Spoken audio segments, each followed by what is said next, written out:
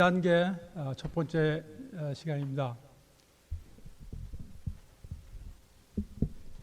1단계는 우리가 중독의 무력함으로 인하여 삶의 질서가 무너진 상태로 살아갈 수밖에 없었다 하는 것을 정직하게 인정했다 하는 내용입니다. 이것은 무엇을 의미하는 것입니까? 이것은 우리가 반드시 해결해야 될 문제가 있음을 받아들이고 인정하게 된 것입니다. 술이나 약물, 기타 중독의 행위가 개입되지 아니하면서 삶의 문제들을 어른스럽게 해결해 나갈 수 있는 이 성숙의 과정을 이루어 나가는 데 필요한 기초를 놓을 수 있다는 것을 알게 된 것입니다.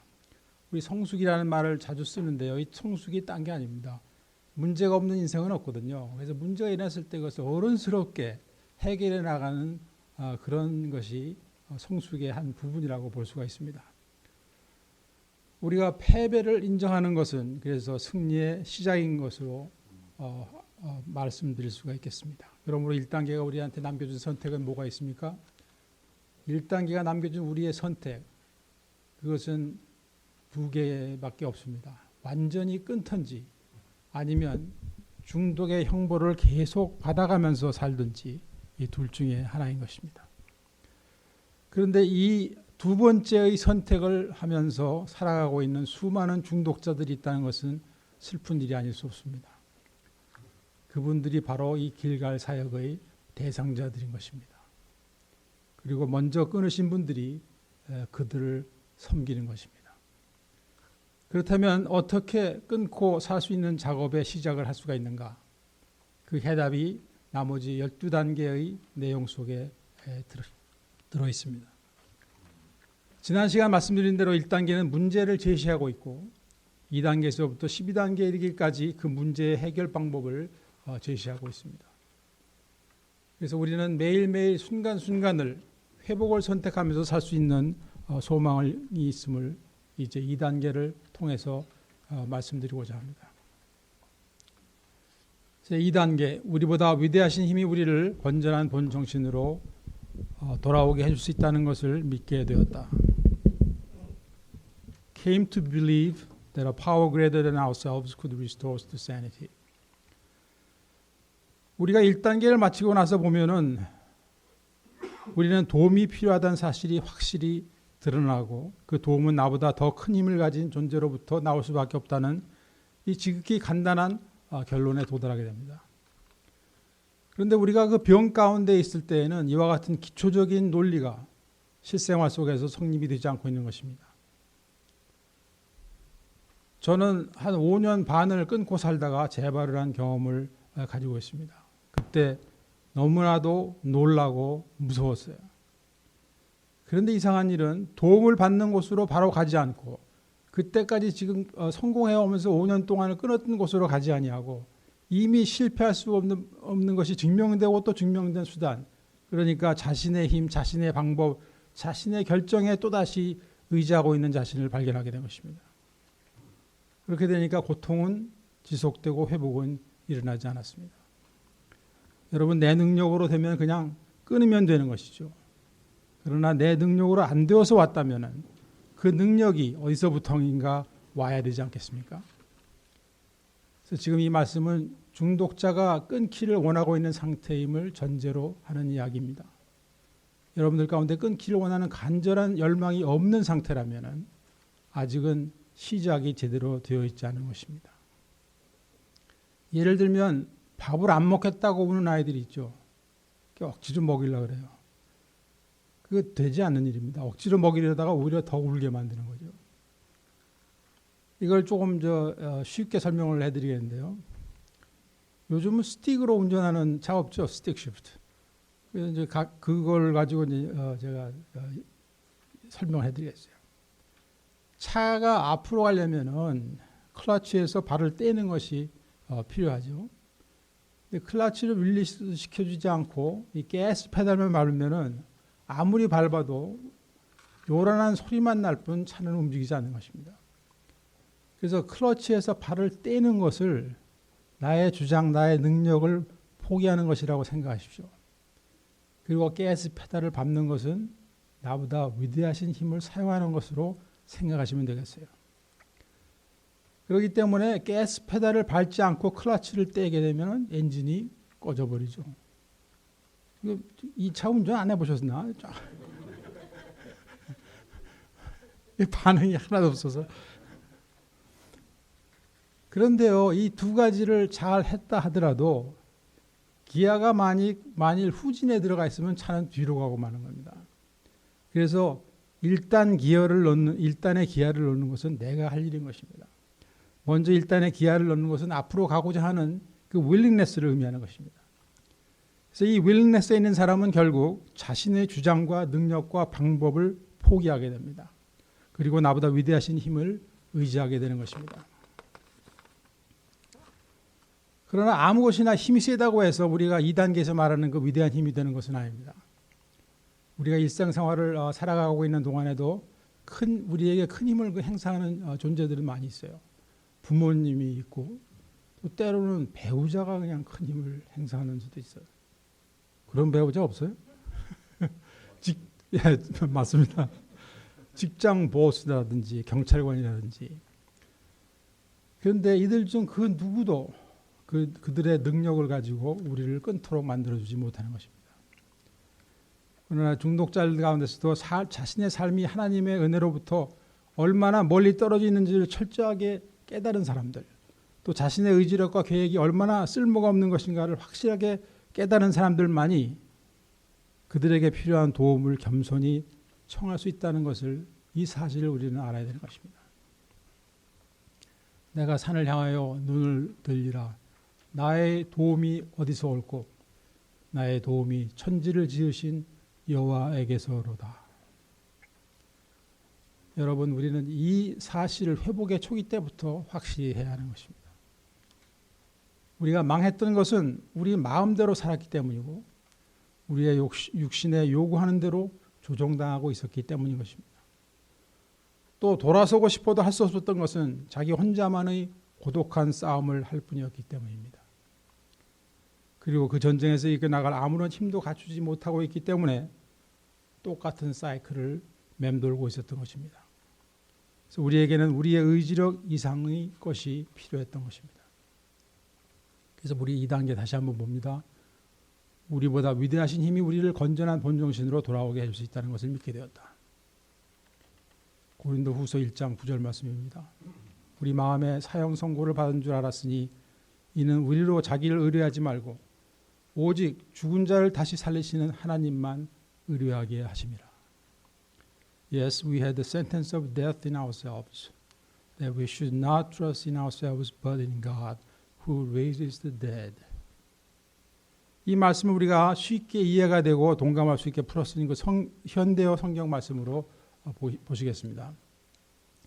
우리는 죽음을 각오하고 있었고 우리 자신이 아무것도 할 수 없는 무기력한 존재라는 것을 절감하였습니다. 그러나 그것이 오히려 잘된 일이었습니다.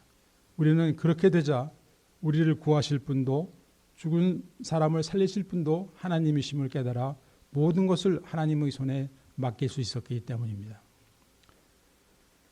그 당시 어느 누구보다도 이 신뢰할 만한 것을 소유하고 있었던 바울은 그를 괴롭히는 신체적인 질병과 고린도 교회에서 맛본 좌절, 또 계속되는 죽음의 위협 속에서 고통을 당하다가 자신의 능력에 대한 신뢰를 완전히 포기할 수밖에 없게 되었습니다.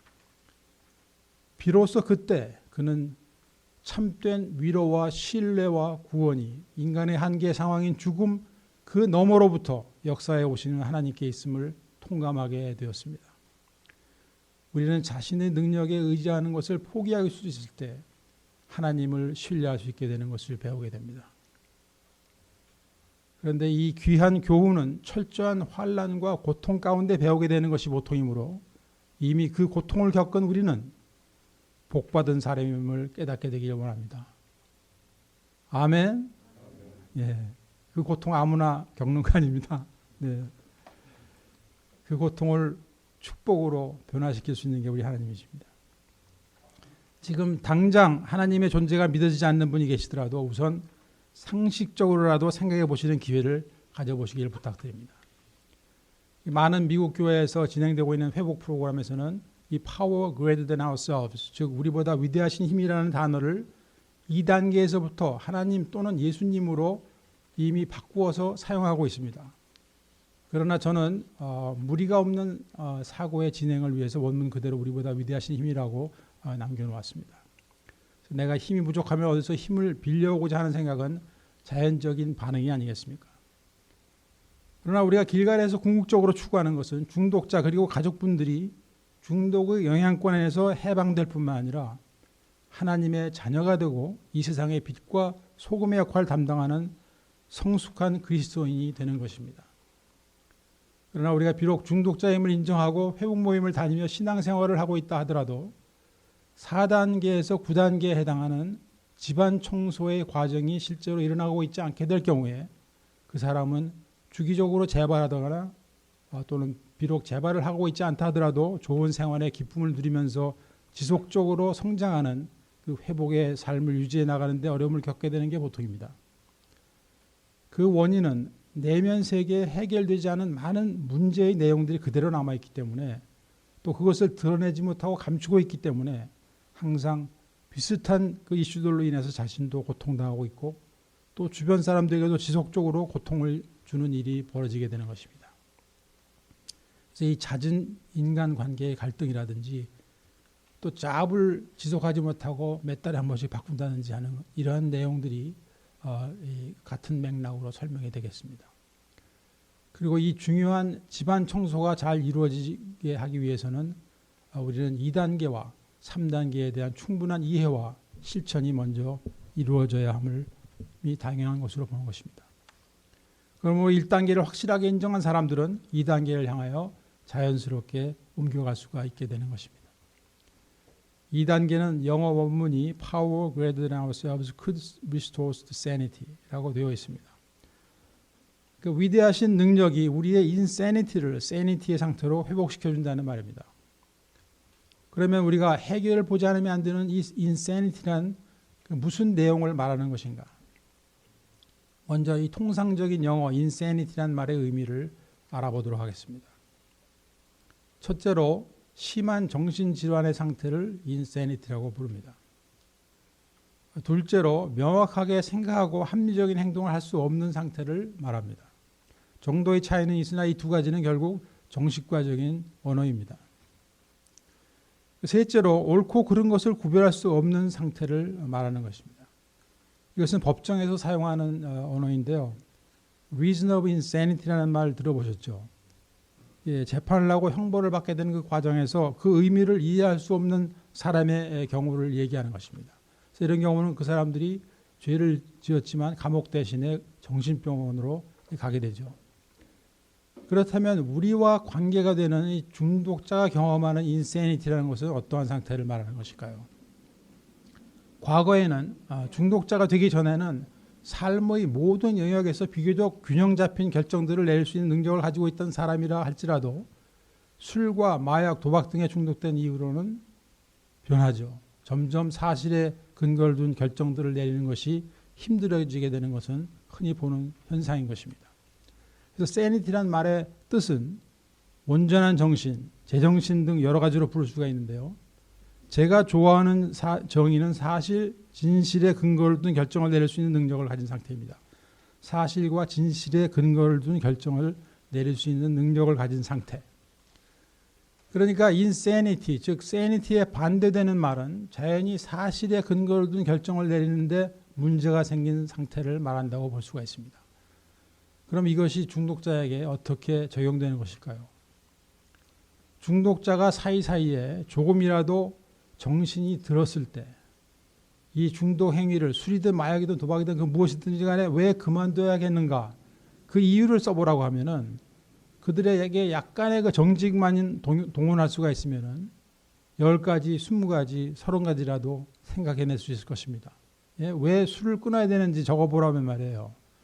그 이유가 그렇게 많을 거단 말이죠. 그런데 치유가 되지 않고 있는 알코올 중독자가 술을 마시기로 결정을 하게 되면 그러한 많은 이유를 가지고 지금 술을 마시기로 결정하는 거예요. 그 순간에 그 수많은 이유들이 그냥 백지가 되고 마는 거예요. 그 모든 이유들이 술을 마시지 말아야 되는 모든 그 이유들이 백기움 속으로 빨려 들어가서 어디론가 사라지고 마는 그러한 기묘한 그 정신 공백 상태가 된다 이 말이죠. 그 순간에 이르면은 그때까지의 지식과 그나마 얼마간의 그 의지력이라는 것은 아무런 방어력을 발휘하지 못하고 마는 것입니다. 알코올 중독자가 계속적으로 이 절망적인 결과를 경험하면서도 또다시 그 첫 잔을 마시게 되는데 그 순간에 그의 정신 상태는 뭐라고 표현해야지 마땅할 것인가? 그것이 바로 빌 W가 말한 insanity인 것입니다. 분명히 제정신이 아닌 것입니다. 분명한 사실에 근거를 둔 결정을 적어도 술에 관해서는 내리지 못하고 있는 상태인 것입니다. 그뿐만이 아닙니다. 이 지속적인 실패에도 불구하고 그 문제를 자신이 스스로 고치겠다고 하면서 실패를 반복하고 있는 것 또한 인세니티라고 말할 수밖에 없는 것입니다. 우리 감사의 집에 들어오시기 전에 여러 번 출하해봤죠. 내가 고쳐보겠다고. 인세니티. 미국 사람들이 12단계 그 프로그램에서 인세니티를 다음과 같이 말하는 것을 이제 보셨을 거예요. 들어보셨을 텐데. Insanity is doing the same thing over and over, expecting different result. 이 말은 아인슈타인이 처음 했다고 하는데 확실하진 않아요. 어쨌든 우리가 어릴 때부터 받아온 그 교육들을 한번 생각해 보시겠습니다. 아이들을 왜 교육시키죠? 이 많은 이유들을 얘기할 수 있겠지만 이 어린아이가 언젠가부터는 스스로 자립해서 살아나갈 수 있도록 훈련시키는 것이 교육의 목적 중에 하나라고 할 수가 있겠습니다. 그러나 우리가 자립했다고 해서 홀로 설 수 있게 됐다고 해서 무슨 일이든지 도움이 필요할 때 그것을 받아들이는 것이 문제가 될 이유는 전혀 없는 것이죠. 우리가 집에서 무엇이 고장나면은 이것저것 트라이해보죠. 그 해보다가 안 되면 누굴 부르지 않습니까? 플러머라든지 일렉트리션이라든지. 그리고 병이 나면 크게 나면은 병원에 가는 것은 상식으로 되어 있어요. 그리고 또 법정에서 재판을 받게 되는데 자기가 변호사 역할까지 하겠다고 나서는 사람은 별로 없죠. 가끔 있어요. 예. 근데 안 하는 거예요, 그것을. 그런데 중독이라는 괴물의 그 이빨에 걸려든 사람들은 서서히 삼킴을 당하고 있다는 사실을 깨닫는 순간들이 from time to time 있어도 이미 스스로 빠져나올 수 있는 힘을 잃어버린 사람이 되어버린 것이고 도움을 청하고 받아들일 수 있는 그런 겸손함마저도 사라져버린 상태가 되어버린 것입니다. 그러니까 그 사람들은 어떻게 살아요? 배가 고프면 밥은 얻어먹을 줄 아는데 인생이 통째로 사라져가고 있는 그 원인인 중독을 해결하기 위해서 도움을 청하고 받는 것은 할 수 없는 상태가 되어 있는 게 이게 인세니티가 아니고 뭐겠어요. 배가 고프면 밥은 얻어먹는다고요. 근데 내 인생이 통째로 사라져가는 그런 위기에서 내가 그것을 해결하기 위해서 도움을 청할 수가 없다는 것은 이게 인세니티란 말이죠. 그래서 이 지속되고 있는 문제 속에서도 어쩔 수 없이 같은 행위를 계속 반복하고 있는 중독자들이 변화되기 위해서는 엄청나게 큰 힘이 필요한 것이라는 결론은 쉽게 얻어지는 것이라고 봅니다. 그래서 12단계 중 처음 3개는 바로 이 힘, 이 파워에 대해서 말하고 있습니다. 우리가 끊고 정상적인 삶을 살 수 있는 힘입니다. 그래서 1단계는 뭐라고 하고 있어요? 나에게 힘이 없다는 것입니다. 그러면 이 힘을 어디서 찾을 것인가? 나보다 위대하신 힘에서 찾으라는 것이 2단계입니다. 제가 좀 전에 말씀드린 대로 나보다 더 큰 힘은 사실상 여기저기에 있다고 말씀드렸죠. 나보다 큰 힘을 가진 부모님이 계실 수가 있고 배우자가 있을 수가 있고 직장 보스라든지 경찰이라든지 판사든지 그리고 그들이 실제적으로 저희들한테 영향력을 행사하고 있어요. 그러나 그들이 중독을 중단시킬 수 있는 힘이 있어요? Probably not. 판사는 제일에 보낼 수 있고 커뮤니티 서비스 시킬 수 있고 A미리에 갈 수가 있도록 보낼 수는 있지만 우리가 술을 끊도록 할 수는 없는 사람입니다. 우리가 또 정신세계와 감정의 세계를 보게 되면은 욕심이라든지 분노라든지 이것들이 가끔 우리를 통째로 집어삼키죠. 나에게는 강력한 힘을 행사하고 있는 것임에 틀림이 없습니다. 그런데 이것이 나로 하여금 중독을 끊게 할 수 있는가? 오히려 그 반대인 것입니다. 이것 때문에 좀 끊고 있다가도 재발하는 거예요. 그래서 여기서 말하는 힘이란 나에게 회복을 가능하게 해주는 소스를 말하는 것입니다. 그래서 제3단계에서는 영적인 차원의 얼티메이트한 힘을 말하고 있고 우리는 그 힘을 찾아야 하는 것입니다. 그런데 우리가 2단계에서 주의 깊게 살펴볼 단어가 하나 있어요. 영어로 그 could라는 단어입니다. could. 왜 power greater than ourselves would restore to sanity라고 하지 않고 could restore to sanity라고 했는가? 이 문장 앞에는 came to believe라는 말이 있습니다. 이 believe, 이 믿음이라는 단어와 sanity를 되찾는 사건과는 밀접한 관계가 있는 것이 틀림이 없는데 would라고 하지 않고 could라고 하는 이유는 무엇인가? John 한번 대답해 봐요. No. could라고 하면은 될 수도 있고 안 될 수도 있다는 말입니다. 다른 말로 믿음만으로는 부족하다는 것을 알게 될 때가 온다는 말입니다. 그렇다면 무엇이 문제인가? 저의 개인적인 해석은 생각 속에 머물러 있는 수준의 믿음만으로는 좋은 결과를 보지 못할 수도 있다는 의미라고 봅니다. 그러므로 막연한 믿음이 아닌 행동이 따르는 믿음이 필요하다는 말씀입니다. 믿음은 양보다는 질이 중요하다는 말이 이러한 의미라고 생각합니다. 이제 생각이 실제로 어떻게 행동으로 옮겨지는지 그 과정을 한번 살펴볼 때 좀 더 쉽게 이해가 되실 것입니다. 이것을 그 생일 케이크를 만드는 과정과 비교해서 설명한 사람이 있어요. 그럼 우리에게 가장 필요한 것이 무엇인가 먼저 생각해 보겠어요. 미카버리에 있는 사람들, 하나님 믿는 사람들의 가장 필요한 것은 변화입니다. 그리고 이 변화를 얼마만큼 원화가 있는가가 결국 우리가 항상 듣는 단어 willingness입니다. 그래서 이것을 케이크를 만드는 과정으로 볼 때 케이크를 만들기를 원하는가, 정말 원하는가로 표현할 수 있는 것입니다. 정말 원하는가의 의미는 무엇이겠습니까? 투자의 용의가 있는가이죠. 나가서 재료를 구입하고 시간과 노력을 들일 용의가 정말 있는가? 머릿속으로 그림만 그리고 있는 것이 아니라 실제로 투자할 의욕이 있는가입니다. 회복도 마찬가지인 것입니다. 두 번째로는 우리가 어떤 모습으로 변화될 것인가를 생각해야 되겠지 않겠습니까? 확실한 목표를 세우는 것이죠. 이럭저럭 하다 보면 되겠지 하는 사고방식은 변화를 만들어내지 못합니다. 그러니까 먼저 어떤 종류의 케이크를 만들 것인가를 결정하는 겁니다. 초콜릿 케이크인가? 프루트 케이크인가?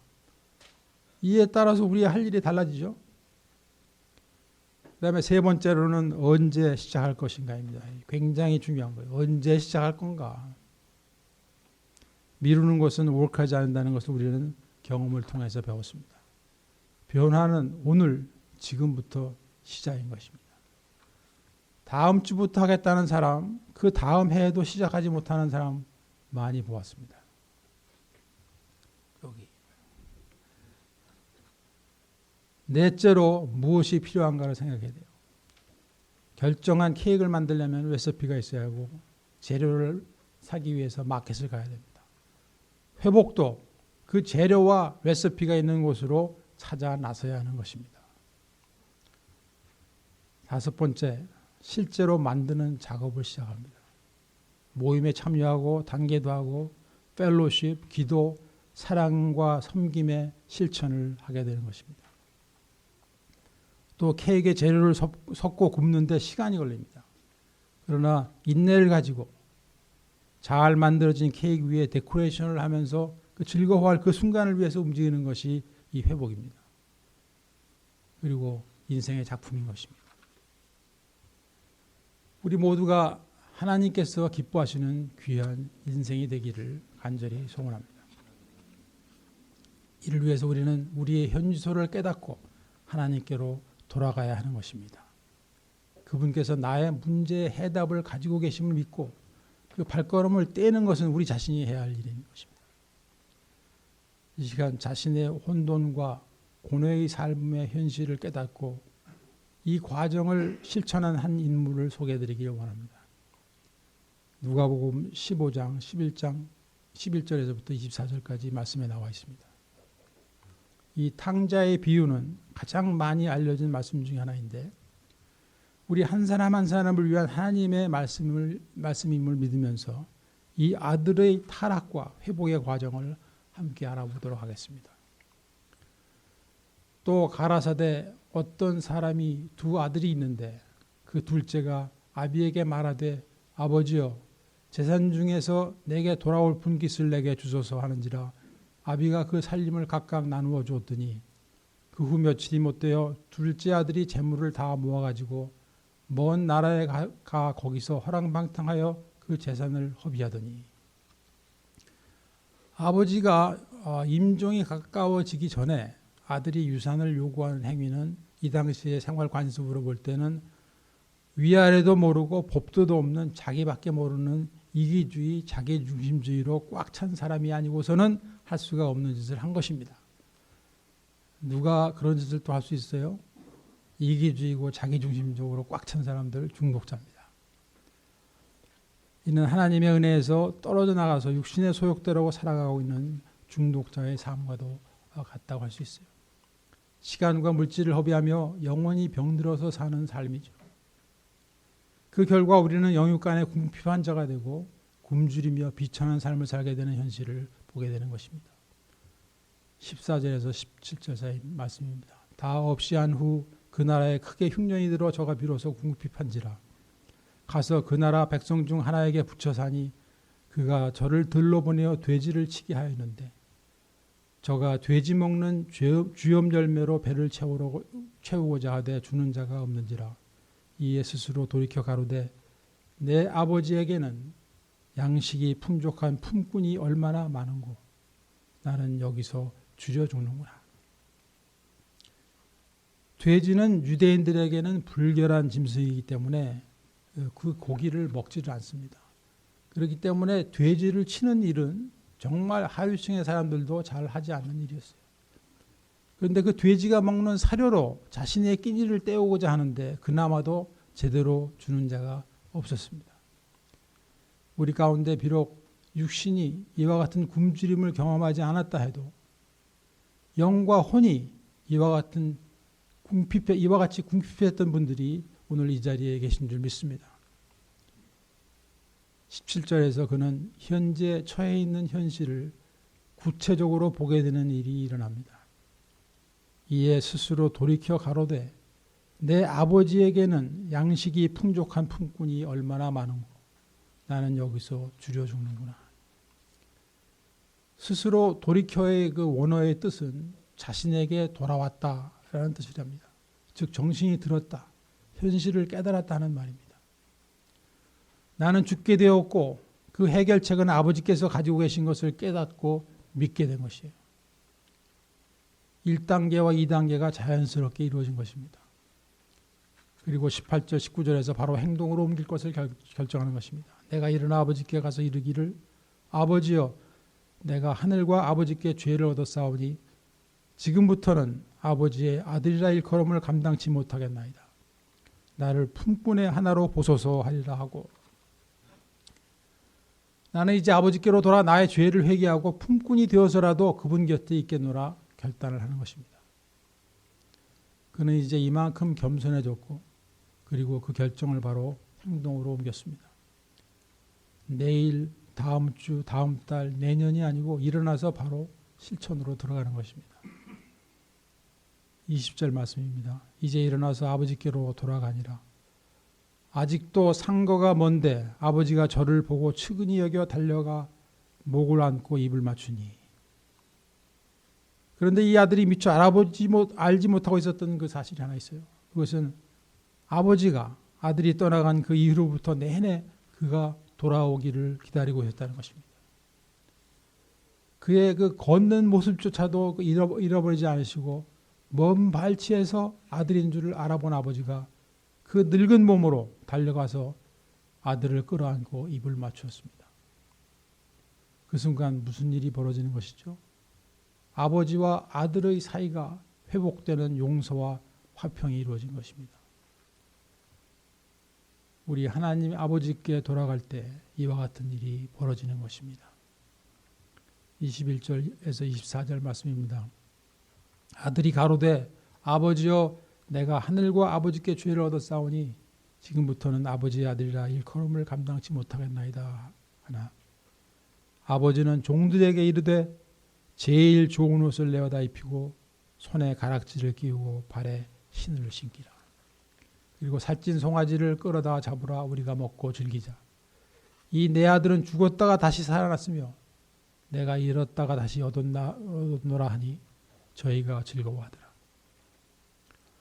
아버지가 자기를 정죄할 것이라는 아들의 생각과는 달리 아버지는 이날을 고대하면서 잔치를 이미 예비하고 있었던 것입니다. 우리 사랑하는 길갈 식구 여러분, 우리의 하나님은 이 아버지와 같으신 분입니다. 이제 말씀을 정리합니다. 탕자는 자기 뜻대로 살아보기로 결정하고 아버지 집을 떠났습니다. 그러나 얼마 지나지 않아 그는 이제 굶어 죽을 지경에 일어났다는 것을 인정하게 되었고 그때 아버지의 집에는 먹을 것이 풍부하다는 것을 기억하게 되었습니다.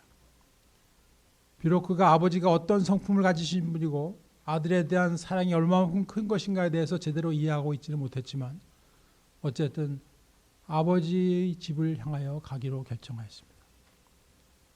그곳에 해결책이 마련되어 있다고 믿는 그 믿음이 그로 하여금 첫걸음을 떼게 만들었고 이것이 2단계에서 요구하는 믿음의 전부인 것입니다. 비록 우리의 생각이 성경에 관한 지식이 정리가 되어 있다 하지 않더라도 지금은 상관이 없습니다. 다만 먼 나라 돼지우리 생활을 벗어나기로 결정하고 나를 도우시는 힘은 내가 아니라 아버지에게 있음을 믿으면 되는 것입니다. 그 후에 그가 아버지 집에 도착하고 나면 아버지의 은혜와 사랑에 대한 더 많은 것을 깨닫게 될 것임은 우리는 이 말씀을 통해서 이미 알고 있지 않습니까? 우리도 하나님이 실제로 어떤 분이신가를 그분을 구체적으로 만남으로써 더 확실히 알게 될 것입니다. 작은 믿음이라 할지라도 아버지의 집을 향하여 가는 회복의 길인 것이며 비록 확신이 서지 않는 믿음이라도 우리의 심령이 하나님 아버지를 향하여 방향을 돌릴 때 그것이 바로 그분께 도움을 청하는 자세이며 그때 은혜는 이미 임하여 있는 것입니다. 그래서 우리는 이제 탕자의 비유를 통해서 간단한 영적 원리를 깨닫게 되는 것입니다. 우리가 기억해야 될 영적 원리.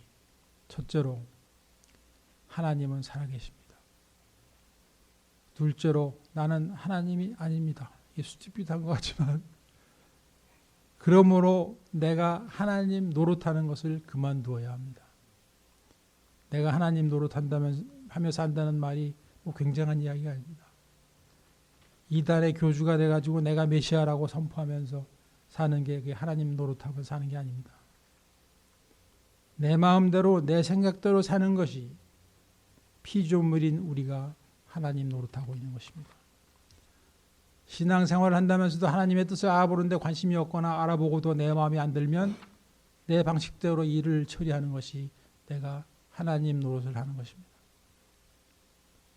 영적 원리 세 번째, 하나님은 우리들의 문제의 해결책을 가지고 계십니다. 그러므로 네 번째, 우리는 그분에게로 돌아가야 하는 것입니다. 매일매일 순간순간마다 돌아가야 하는 것입니다. 다섯 번째로 우리는 그분의 은혜와 사랑 가운데 머무는 것입니다. 끝도 없이 들랑달랑 하는 것이 아니라 그분의 아들과 딸의 신분으로 살아가는 것입니다. 사랑하는 길갈 식구 여러분, 이 원리대로 살아가는 우리가 모두가 되기를 간절히 소원합니다. 기도하시겠습니다.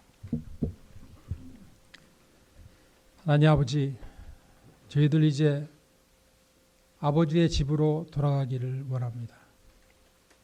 우리가 주인이 되어 내 방식대로 살던 삶을 내려놓고 아버지께로 돌아가 안식을 누리기를 원합니다. 주님께서 가르쳐 주시고 인도하여 주시고 보호하여 주시는 그러한 삶을 살게 되기를 원합니다. 이제 그 첫 발걸음을 뗍니다. 믿음으로 담대히 나갈 수 있도록 우리들 한 사람 한 사람을 도와주시옵소서. 예수님의 이름으로 기도합니다. 아멘. 감사합니다.